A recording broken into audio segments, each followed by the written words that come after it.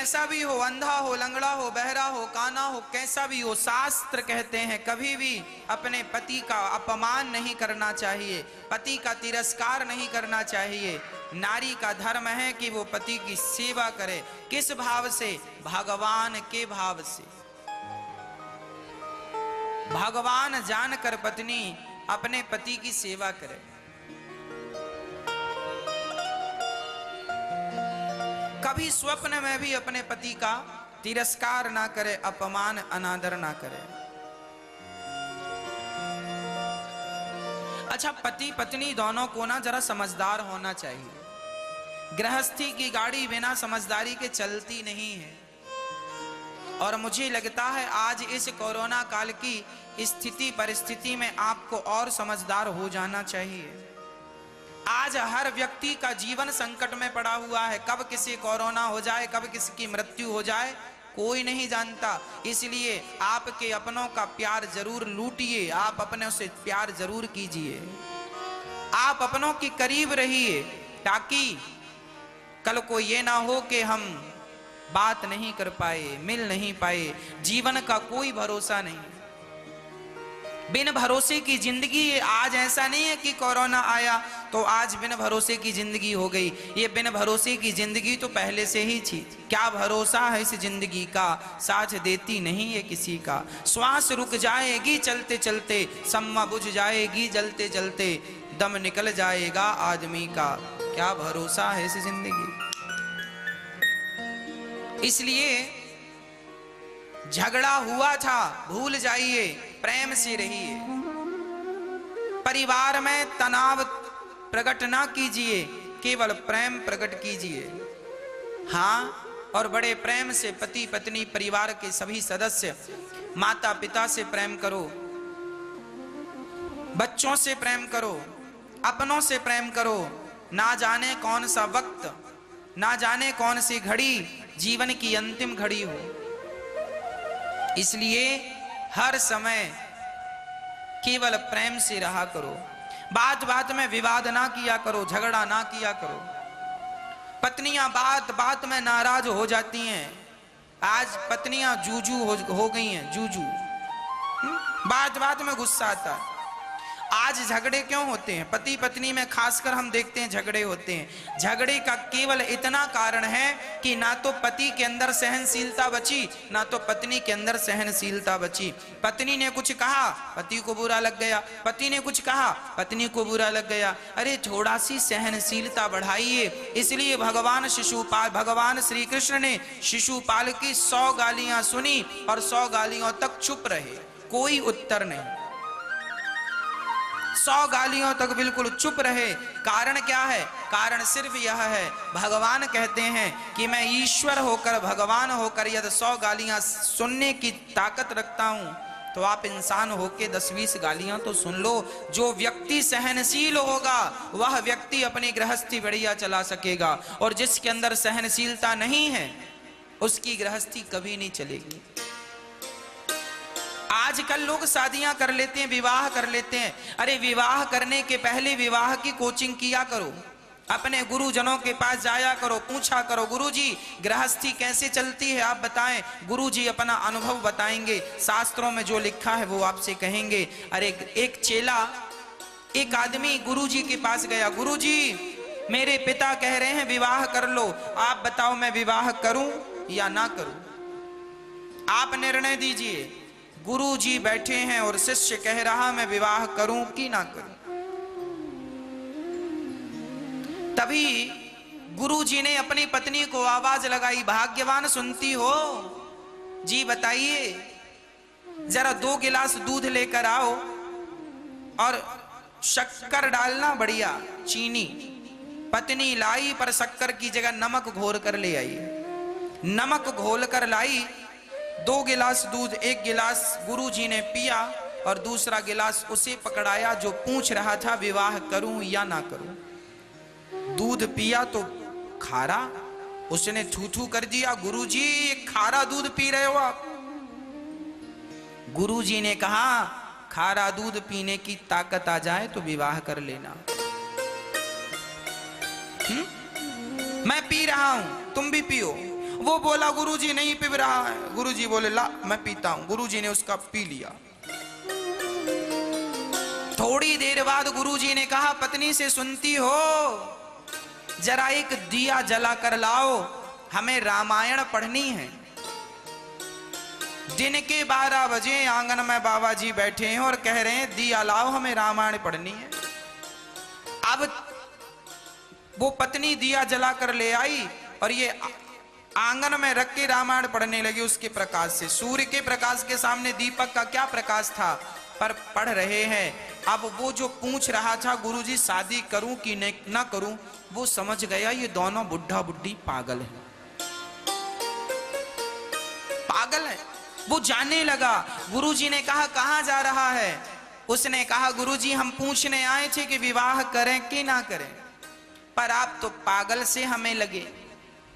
गुरुजी ने कहा बेटा हम पागल नहीं हैं, हम तेरे ही प्रश्न का उत्तर दे रहे हैं। ये कैसा उत्तर है? गुरुजी ने कहा सुनो, जब मैंने उससे कहा कि दूध में शक्कर डालकर लाना, तो वो क्या डालकर लाई? नमक। गलती उसने की। मैं चाहता तो डांट सकता था, क्यों अंधी हो गई है क्या, दिखता नहीं है नमक और शक्कर क्या है? खारा दूध पिला दिया। मैं चाहता तो अपनी पत्नी को डांट सकता था, पर बेटा देख मैंने अपनी पत्नी को नहीं डांटा। दूसरी बार मैंने उससे कहा जरा दिया जला कर लाओ, अब की बार वो मुझे डांट सकती थी, कह सकती थी क्यों जी अंधे हो गए हो, आंखें फूट गई हैं, दिखता नहीं है।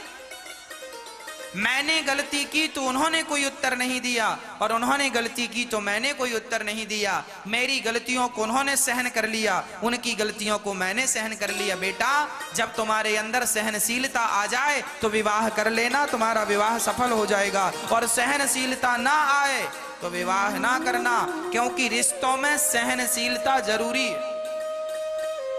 पत्नी की सहन करनी ही पड़ती है।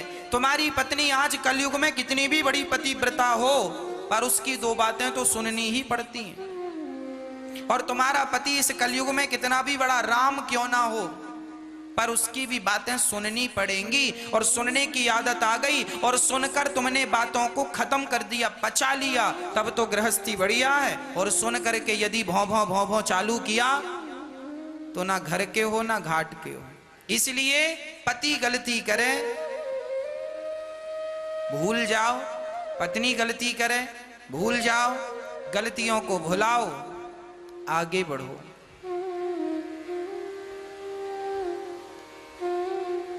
हमारे संबंध चंदन की तरह होने चाहिए। हमारे संबंध चंदन की तरह होना चाहिए। चंदन की लकड़ी के कोई 1000 टुकड़े क्यों ना कर दे, पर चंदन अपनी खुशबू का स्वभाव नहीं छोड़ता। उसी प्रकार हमारा स्वभाव जो है सहनशीलता का, हम अपना वो स्वभाव ना छोड़ें। हमारे साथ कुछ भी हो जाए, अपना स्वभाव ना छोड़ो। यदि तो स्वभाव नहीं छोड़ोगे तो जीत आपकी होगी। इसलिए हमारे शास्त्र कहते थे स्त्रियों को पतिव्रता होना चाहिए और पुरुषों को पत्नी व्रता होना चाहिए। स्त्री की जिंदगी में सिर्फ एक ही पुरुष हो, केवल उसका पति, और पुरुष की जिंदगी में सिर्फ एक ही स्त्री हो और वो हो उसकी पत्नी। यदि आप एक एक में स्थित हैं तो आप राम और सीता हैं, आप राधा और कृष्ण हैं, आप लक्ष्मी और नारायण हैं। और आपने यदि अपने पति से मन डुलाया और अपनी पत्नी से मन डुलाया तो सर्वनाश निश्चित है। एक पत्नी व्रता बन जाओ, एक पति व्रता बन जाओ, आपके गृहस्थी इतनी पावन हो जाएगी कि भगवान भी आपके गर्भ से जन्म लेने का सोच सकते हैं। और कहीं चरित्र बिगड़ गया, बुद्धि बिगड़ गई, तो गृहस्थ जीवन नरक हो जाता है। गृहस्थी स्वर्ग भी है और गृहस्थी नरक भी। कई लोग विवाह करके बर्बाद हो जाते हैं और कई लोग विवाह के बाद सवर जाते हैं, कई लोग बिखर जाते हैं, कई लोग निखर जाते हैं। अब आपको देखना है कि आप अपनी गृहस्थी किस तरीके से चला रहे। इसलिए समझदारी जरूर, हर सब्जेक्ट में समझदारी तो चाहिए ही। पति पत्नी का साथ चाहिए ही। बिना समझदारी और बिना सपोर्ट के काम नहीं बनेगा। दोनों मिलकर पति पत्नी अपने गृहस्थी को सफल बनाओ और अपने माता पिता की, सास ससुर की सेवा करो। खूब आनंद से अपने गृहस्थ धर्म का निर्वहन करो। सच्चा गृहस्थी कौन? सच्चा गृहस्थी वही है जो अपनी पत्नी पति बच्चों के बीच में रहे और भगवान का चिंतन ज्यादा से ज्यादा कर। दोनों बैठो पति पत्नी, भगवान का नाम जपो। बहू अपनी सास को माता समझ ले और ससुर को पिता और पति को देवता, और पुरुष अपनी पत्नी को देवी साक्षात अन्नपूर्णा और लक्ष्मी समझ ले तो काम ही अच्छा हो जाए, समस्या ही समाप्त हो जाए। पर विडंबना यह है, बहू अपनी सास को मां समझ नहीं पाती, बहू अपने ससुर को पिता समझ नहीं पाती और खींचातानी बनी रहती है। हर घर में विवाद, हर घर में झगड़ा, और झगड़ा विवाद केवल बुद्धि का है। यहाँ खोपड़ी में थोड़ा सी कमी है समझदारी की, इसलिए विवाद है। यदि यहाँ पे भेजे में थोड़ा सी समझदारी आ जाए, डेवलप हो जाए, काम बढ़िया है, बुराई नहीं है कहीं की, कहीं से कहीं तक। केवल समझदारी की कमी है, केवल समझदारी। विवाह हो जाता है लड़की का, विवाह होने के बाद भी पति के साथ रहती हुई लड़की, सास ससुर के साथ रहती हुई एक स्त्री अपने माता पिता से अटैच रहती है, जुड़ी रहती है। दिन भर फोन से बात, दिन भर फोन से बात। एक बहू अपने माँ से बात कर रही थी, उसके पति ने समझाया कि अपनी माँ से इतनी बात ना किया करो, तो बिगड़ गई। अरे हम माँ से जितनी बात करना होंगे करेंगे। उसने कहा घर का काम भी है, भाग्यवान, काम भी किया करो। ये तुम्हारी सास भी तुम्हारी माँ है, तुम्हारी सास भोजन बना रही हो और तुम माँ से बतिया रही हो, बात कर रही हो, क्या शोभा देता है? वो नाराज हो गई, बोली हम जा रही है माँ के घर, हमारी माँ को ना कहना कुछ। चली गई। माँ सुनो, आपसे बात करती हैं तो उन्हें बोझ लगता, बात नहीं करने देते। माँ बोली हाँ बेटा यहीं रहो मेरे पास, मेरे से बात करो, खूब मत जाओ। दामाद हम तो सोचे थे बहुत अच्छा, दामाद तो घटिया मिला, एक नंबर का घटिया दामाद। हमारी लड़की को बात नहीं करने देता हमसे, यहीं रहो। तो देखो दूरी हो गई ना, छोटी सी बात, कोई बात ही नहीं थी। छोटी छोटी बातों को लोग इशू बना लेते हैं, राई का पहाड़ बना लेते हैं और विवाद कर लेते हैं। दूरियां हुई, फिर लड़के ने भी गुस्सा में, गई हो अब अपने अब बाप की हो तो लौट के नहीं आना। गुस्सा में तो बोलेगा, बोल दिया अब तो लो मम्मी ऐसा बोल रहे हैं पति देव। अच्छा बेटा एक काम करो, मैं वकील बुलाती हूँ। सुनो वकील साहब, मेरे दामाद ने ऐसी बात कही, अब मैं माफ नहीं करूंगा, एक काम करो तलाकनामा कराओ तैयार। और पेपर चले गए, तलाक वलाक हो गया। लो, छोटी छोटी बात न की बात ना,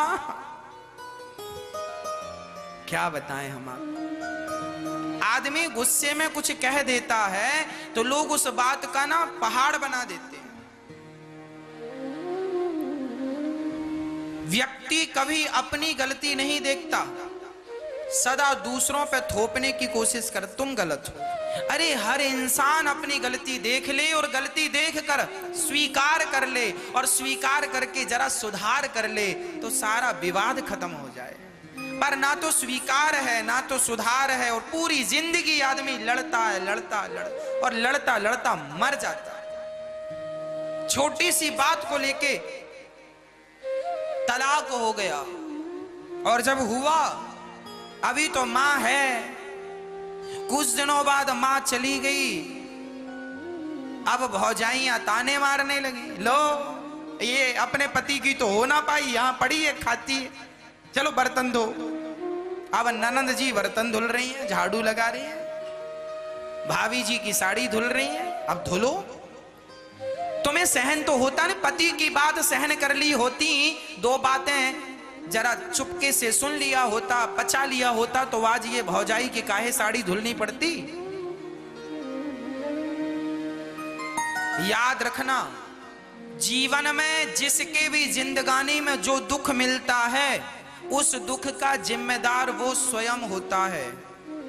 आपकी कहीं ना कहीं गलती हुई, उस गलती का परिणाम आपको मिला। इसलिए कहता हूं, पानी पियो छान के और पग रखो जरा छान के, गुरु बनाओ छान जान के। जरा जान लो, समझ लो, आप जो डिसीजन ले रहे हैं वो सही है, उसका फायदा जीवन में हमेशा दो चीजें सोचनी चाहिए। आप ये काम करेंगे तो इस काम के क्या फायदे होंगे और क्या नुकसान, दोनों पर विचार कर लेना चाहिए। यदि फायदा ज्यादा लगे तो वो निर्णय ले लो, और नुकसान ज्यादा लगे तो फिर वो निर्णय टाल दो। जीवन में सिक्के के दो पहलू होते हैं। आप कोई भी निर्णय लें, आप अपने पति को छोड़ने का निर्णय ले रही हैं या ले रहे हैं, तो विचार कर लें आपका क्या फायदा होगा, क्या नुकसान। अभी तो ताजगी में आपने निर्णय ले लिया, साल भर बाद पश्चाताप ना करना पड़े। एक लड़की सोच रही थी मैं किसी लड़के के साथ भाग जाऊं, लड़का भी उसने देख रखा है, प्यार भी करती है और भागने का प्लान बना रही है। मैंने उस लड़की को समझाया, मैंने कहा बहन, भागने के पहले दोनों पहलू को सोच लेना कि इसमें तुम्हारा क्या फायदा है और क्या नुकसान है। फायदा तो ये है कि जिससे तुम प्यार करती हो वो तुम्हें मिल जाएगा, पर नुकसान ये है कि समाज तुम्हें कभी स्वीकार नहीं करेगा, कभी तुम्हें सम्मान की दृष्टि से कोई देखेगा नहीं। ये नुकसान है, तुम्हारे जीवन भर तुम्हारा अपमान होगा। तुम्हारे शादी के 10 साल बाद भी लोग ये कहेंगे कि ये लड़की अपने माँ बाप के घर से भाग कर आई है। कोई सम्मान नहीं, कोई इज्जत नहीं। दोनों पहलू विचार करना। थोड़े से सुख के लिए यदि अपनी जिंदगी दांव पर लगाते हैं बिना विचारे, तो इसे आप अज्ञानता ही समझिएगा। कबीरदास जी एक दोहा लिखते हैं इन बातों पर कि मक्खी बिना विचारे जो करें, बिना विचारे जो करें सो पाछे पछताएं, और काम बिगाड़े आपनो जग में होए हंसाएं। इसलिए जो भी निर्णय लो अपने जीवन में, कभी वो निर्णय बिना विचारे नहीं लेना चाहिए। 4 लोगों से पूछ लो, 4 लोगों से समझ लो, जो लोग अच्छा कहें, ज्यादा लोग अच्छा कह रहे हैं सो कर लो, ज्यादा लोग कह रहे हैं मत करो, तो जरा विचार करो। फिर आपका अपना कॉन्फिडेंस देखिएगा, आपकी अपनी क्षमता देखिएगा कि आप कर पाएंगे या नहीं कर पाएंगे। ऐसा तो नहीं कि बाद में हंसी हो। जीवन में आगे बढ़ने के प्रयास तो करने चाहिए, पर वही प्रयास करने चाहिए जो 99% ये संभावना हो कि आप सफल हो जाएंगे। हमेशा अच्छे निर्णय लो। रिश्तों को तोड़ने का निर्णय कभी ना लेना। कितना भी घर में झगड़ा हो जाए, पत्नी से, पति से, सास से, ससुर से, खूब झगड़ा करो मन लगा के, पर शाम होते होते एक हो जाओ। इसी में समझदारी है। और आजकल क्या होता है, बहू और सास का झगड़ा हुआ तो सास पड़ोसन के घर चली जाती है और रो रो करके बताती, सुनो बहन हम तो बड़े दुखी हैं। क्या हुआ? अरे हमारी बहू अच्छी नहीं है, भगवान दूसरी दी होती है, जीने नहीं दे रही है। क्या हुआ? बहुत तंग करती है, खाने को नहीं देती। आप अपनी बहू की बुराई पड़ोसन को करोगी तो क्या पड़ोसन से कहने से आपकी बहू ठीक हो जाएगी? यदि ठीक हो जाए तो पड़ोसन से कहो बढ़िया, पर होता ऐसा नहीं है। शास्त्र कहते हैं कि बहू जैसी है उसका दुख पड़ोसियों से मत रोइए। पड़ोसी रो रो के सुनते हैं और आपके जाने के बाद हंस हंस के बताते हैं उनके घर में ऐसा हो गया। अपने अपने घरन का दुख ना कहियो रोई, सुन इठले हैं लोग सब बांट न ले हैं। कोई किसी का दुख नहीं बांटता। इसलिए अपने घर का अपने घर में रखो, किसी से कहने की जरूरत नहीं। बहू दौड़ी दौड़ी पड़ोसन के घर गई, मेरी सास अच्छी नहीं है, सास अच्छी नहीं। अरे जैसी है तुम्हारी है, बहू जैसी है तुम्हारी है, सास जैसी है तुम्हारी है। जैसा तुम्हें चाहिए वैसा बनाओ, बहू को वैसा बनाओ, सास को वैसा बनाओ, समझाओ, अच्छा करो। किसी से कहने से कोई फायदा नहीं। लोग हंसते हैं बाद में, लोग मजे लेते हैं तुम्हारे, अरे उनके घर में ऐसा चल रहा है, ऐसा चल। समझो इन बातों को, झगड़ा ना किया करो, कल्याण नहीं। पति कैसा भी हो, अंधा हो या लंगड़ा हो, बहरा हो, पति का अपना सेवा करना चाहिए। निरुद्धाचार्य की वाणी से इस कथा को जरूर सुनिएगा। अच्छी लगी हो तो जरूर से कमेंट में राधे राधे लिख देना।